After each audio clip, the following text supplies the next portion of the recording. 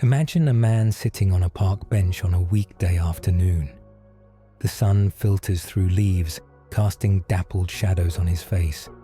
He watches people rush by, briefcases in hand, eyes fixed on phones. He sips his coffee slowly. His body is still. His mind is far from idle. He is thinking, plotting, dreaming. He has a vision that stretches years ahead. He appears lazy, but inside him is a storm of ambition. Society glances at him and frowns.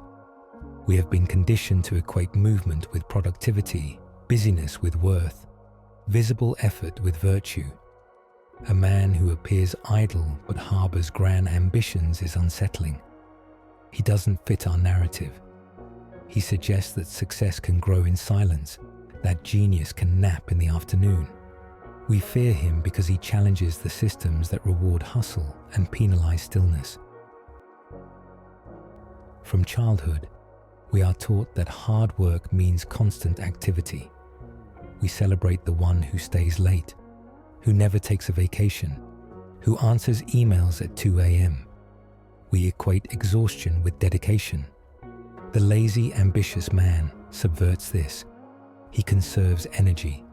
He spends hours reading, pondering, staring at clouds. He naps in the middle of the day. He declines invitations. To the onlooker, he appears unproductive, but he is accumulating power. He is learning, strategizing, resting. He is readying himself for a leap that others will see as sudden. Society fears his timing. When he acts, he will bypass the incremental steps others had to take. He will emerge seemingly out of nowhere with an innovation, a masterpiece, a fortune. The fear comes from the realization that constant movement may not be the only path to success. If stillness can breed greatness, what does that say about our frantic pace? There is also a moral dimension to the fear. Laziness is a sin in many cultural narratives. It is equated with sloth, one of the 7 deadly sins. Ambition, on the other hand, is often linked with greed or hubris. Combine them, lazy ambition, and you have a rebel. Society is comfortable with the hardworking, ambitious man. He upholds the narrative of meritocracy. He proves that effort leads to reward. Society is amused by the lazy, unambitious man. He is harmless, a fool who wastes potential. But the lazy, ambitious man refuses to play either role. He rejects the grind while embracing the outcome. He refuses to sacrifice his time to busyness while aiming for greatness. He is at once sacred and profane. This is frightening because it shakes the moral order. It suggests that our judgments of worthiness are flawed. Perhaps effort is not always proportional to value. The lazy, ambitious man knows the value of focus. He doesn't scatter his energy across 100 tasks. He concentrates it on what matters to him. When he works intensely. When he rests completely. This rhythm is more sustainable than constant hustle. It allows his ideas to incubate. It lets his subconscious process. It teaches him patience. In a culture obsessed with immediacy, patience is radical. Society fears patience because it undermines the urgency that fuels consumption. If people are not constantly busy, will they buy less? If they are not constantly distracted, will they question more? The lazy, ambitious man is dangerous because he can't be easily manipulated by urgency. He moves according to his own clock. He cannot be rushed.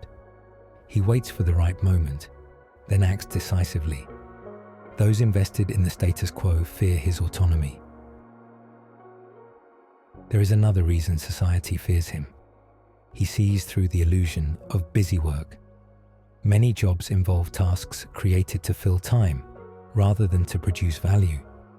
Reports written, meetings held, emails sent that exist to justify a paycheck. The lazy, ambitious man refuses to play this game. He questions the necessity of tasks. He automates, delegates, or discards what doesn't matter. He frees himself from the trap of appearing busy. In doing so, he exposes the inefficiency of systems. He shows that many people could do their jobs in fewer hours. This threatens structures built on the 40-hour week. If laziness, in the sense of refusing unnecessary work, is adopted widely, how will institutions justify their hierarchy?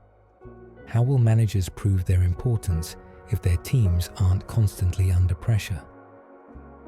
The lazy, ambitious man forces uncomfortable questions about the nature of work. There is also envy. People who work tirelessly may resent the one who achieves success with visible ease. They think, "I worked harder, I deserve more." The lazy, ambitious man reveals that effort alone is not the currency of success. Insight, creativity, timing, connections, and sometimes luck play roles. This can feel unfair. It challenges the comforting belief that anyone who works hard enough will succeed. Society fears the erosion of that belief because it is foundational. It keeps people motivated. If it's not entirely true, the social contract wobbles. The lazy, ambitious man doesn't mean to dismantle the contract. He simply shows another way. His existence is enough to cause discomfort. To understand him is to redefine laziness. Laziness can mean idleness, but it can also mean efficiency. It can mean refusing to do unnecessary work. It can mean prioritizing rest, reflection, and quality over quantity. If ambition is the desire to achieve something great, then lazy ambition is the practice of aligning your energy with your vision rather than with societal expectations. It means trusting that doing less of what doesn't matter frees you to do more of what does. The lazy, ambitious man might spend hours lying on his couch thinking about a problem. He appears lazy, but he is working in the abstract. When the solution hits, he will implement it swiftly. Traditional ambition might produce 1,000 mediocre ideas. Lazy ambition might produce one brilliant one. Society fears this because it upends the equation. If you recognize yourself in the lazy, ambitious man, know that your path is valid. You don't need to justify your stillness. You don't need to match the pace of the crowd. Your ambition is the fire. Your laziness is the strategy. Use them wisely. Rest without guilt. Work without distraction. Plan in the quiet. Act when ready. Let others fear what they don't understand. Your life is not for their approval. It is for your fulfillment. Society may fear the lazy, ambitious man because he cannot be controlled, but he is free. Freedom is always a little frightening to those who have forgotten what it feels like